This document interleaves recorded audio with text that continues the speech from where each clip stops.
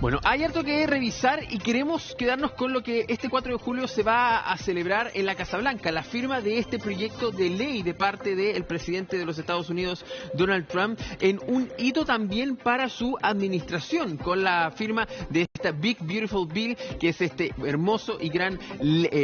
gran y hermosa ley, como la ha denominado el propio presidente de los Estados Unidos. Pero lo queremos ver ya saliendo de la vista política, de la vista económica.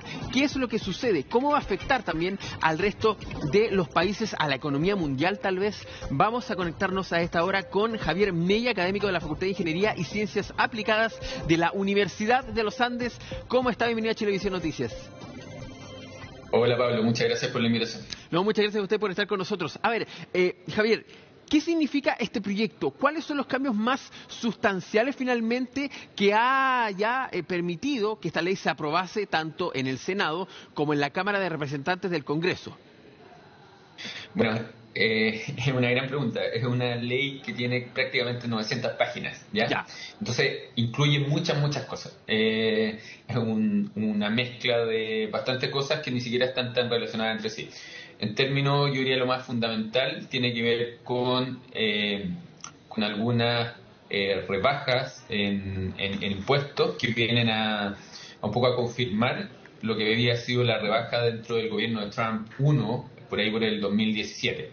¿Ya? Entonces vienen muchas rebajas y en el fondo reducciones de impuestos específicas a ciertas áreas, y por otro lado una reducción de cierto gasto público que eran básicamente beneficios sociales. Ese es como el titular.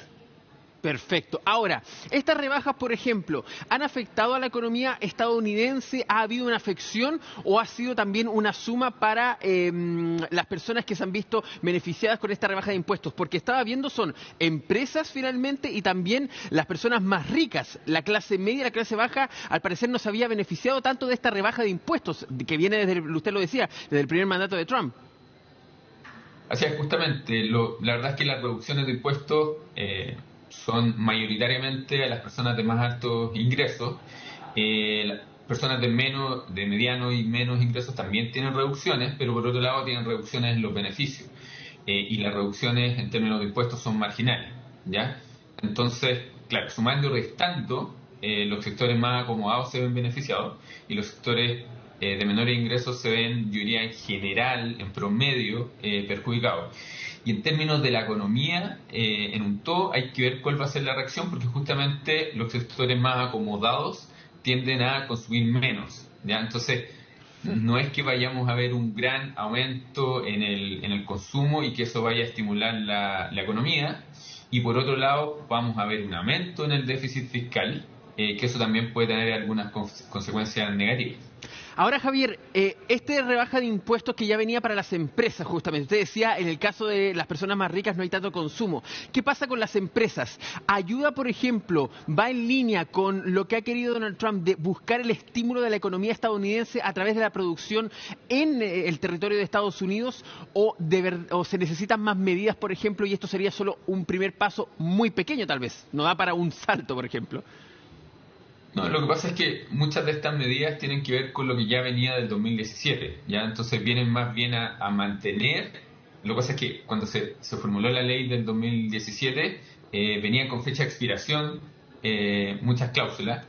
Entonces esto viene un poco a mantener mucho de estas reducciones en el futuro, ¿ya? Entonces no es que muchas de estas cosas no es que partan de cero, sino que vienen básicamente a mantener lo que se había propuesto el 2017 y que expiraba justamente en este periodo.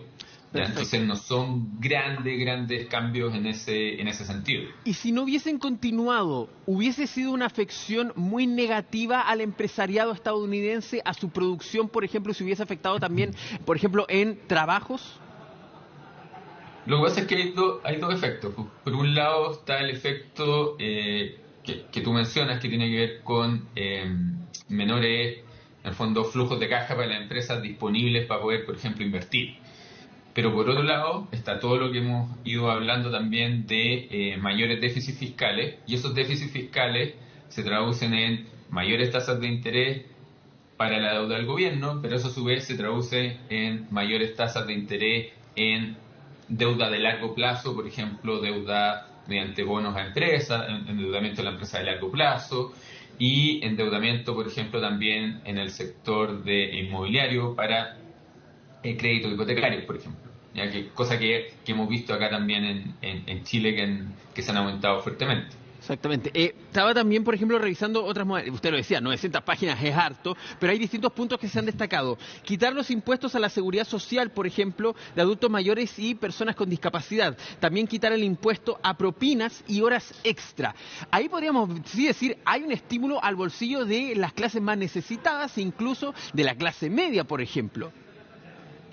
Claro, pero a su vez, o sea, efectivamente es verdad lo que tú dices, completamente verdad, pero a su vez hay reducciones súper significativas en ayuda de salud. Entonces va a haber gente, ¿sabes? Que el sistema de salud en Estados Unidos es relativamente complejo, es distinto al de acá, y hay mucha gente que simplemente no tiene acceso a un seguro de salud, y con estas reducciones vamos a ver un aumento en la población que no va a tener acceso a estos seguros de salud. También hay reducciones bastante significativas que no tienen tanto que ver con esto, pero que tienen que ver con el tema medioambiental. ¿Ya? Hay una serie de beneficios que se van a eliminar en términos de electromovilidad, por ejemplo, y también un montón de, una gran cantidad de financiamiento que estaba asociado a reducción de emisiones de contaminación por diésel, reducción de polución incluso en escuelas, etcétera. Un montón de programas en ese sentido que simplemente van a quedar sin financiamiento. Javier, a ver, hay varios puntos que, a ver, vamos a insistir, la ley es tan grande que hay muchas cosas que se van entrecruzando, pero por ejemplo, está el aumento a la dificultad para obtener, por ejemplo, coberturas de salud debido a estas reducciones de las primas que pone el Estado. También, por ejemplo, van a entregar menos ayuda con el programa de asistencia nutricional suplementaria. También, por ejemplo, los gobiernos estatales van a tener que cubrir lo que falta. En esta suma y resta de este proyecto, ¿hay una mayor afección al estadounidense o hay una mayor ayuda al estadounidense? Bueno, sumando y restando, lo que parece haber es una reducción en los beneficios en las clases más de menores ingresos, bastante fuerte, con una reducción de impuestos más bien chiquitita, pequeña. Entonces, yo diría que los sectores de menores ingresos se van a ver en general perjudicados. No todos, por lo que decías tú, por ejemplo, las horas extras no van a pagar impuestos, el tema de las propinas, qué sé yo. Y por otro lado, los sectores más acomodados van a tener reducciones significativas, también beneficios, por ejemplo, por descuentos tributarios por familia, por gastos de educación, etcétera, pero que generalmente está asociado a los sectores y las familias de mayores ingresos. Javier, quería llevarlo, saliendo de lo que es, podríamos decirlo, la afección a la economía del estadounidense, quería verlo al país y también al mundo. Por ejemplo, se ha estudiado de parte del Congreso de los Estados Unidos que la deuda va a aumentar en 5 billones de dólares, la deuda fiscal que tiene justamente ese país. Ya hoy día se encuentra en 36 billones. ¿Cómo se ve ese cambio, ese posible cambio, porque es una estimación finalmente, dado que podría entrar incluso en una cesación de pagos a Estados Unidos? Claro, no, yo no creo que estemos cerca de una cesación de pagos. Lo que sí hay que analizar es que efectivamente la deuda va a subir, la deuda como porcentaje del Producto Interno Bruto va a subir, es probable que aumenten también como decía, las tasas de interés, porque significa que el Estado va a recaudar dinero al mercado y eso hace que las tasas de interés suban, y como sube el costo de financiamiento del Estado, eso a la vez hace que muchas otras tasas que están relacionadas, como lo que decía, de créditos de financiamiento de largo plazo de la empresa, créditos hipotecarios, etcétera, que son créditos en general de largo plazo, tienden también a subir, a aumentar sus tasas de interés. Lo otro que hay que ver, y todavía una pregunta abierta, pero no sería extrañar que hubieran novedades, tiene que ver con las clasificaciones de riesgos que van a hacer las clasificadoras con respecto a la deuda del gobierno de Estados Unidos y no sería tan sorprendente ver alguna rebaja o más bien una visión negativa de cómo va a ser el comportamiento en el futuro. También hay que tener en cuenta que esta es una reforma que se produce ahora, pero sabemos que esto es dinámico.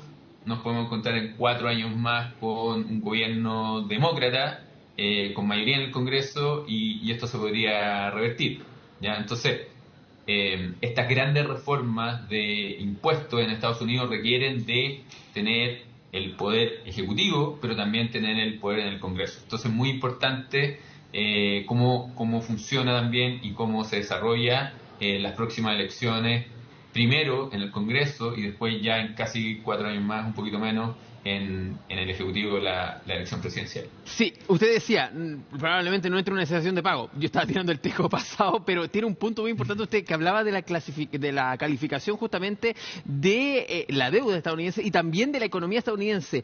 En caso de que haya una rebaja, ¿cómo se afectaría eso también al resto de la economía? Estamos hablando de lo que le pasa a Estados Unidos afecta a buena parte del resto del mundo.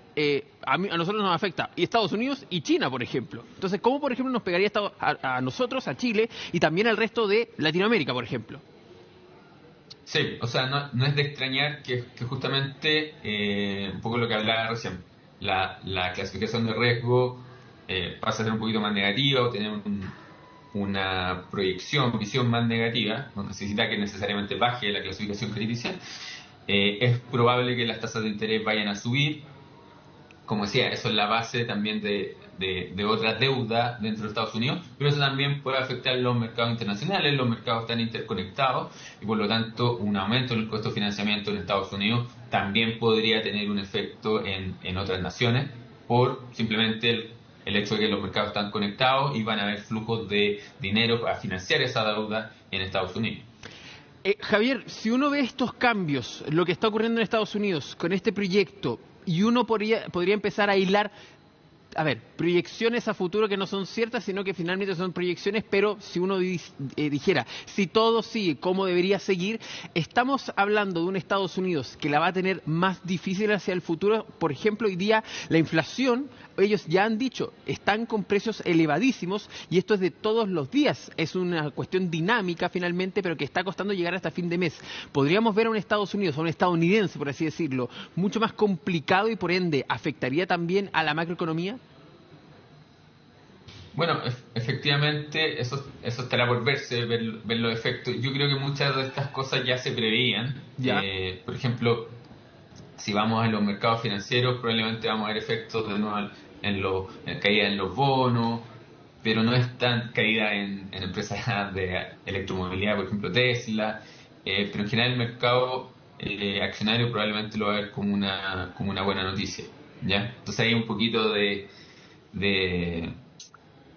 visiones contrapuestas entre lo que puede ser el mercado financiero en renta fija con renta variable, y en términos de la economía estadounidense está por verse también, porque no es claro, como yo te decía al principio, las personas de mayores ingresos tienden a gastar menos versus las personas de menores ingresos, porque tienden a consumir la mayor parte de su ingreso.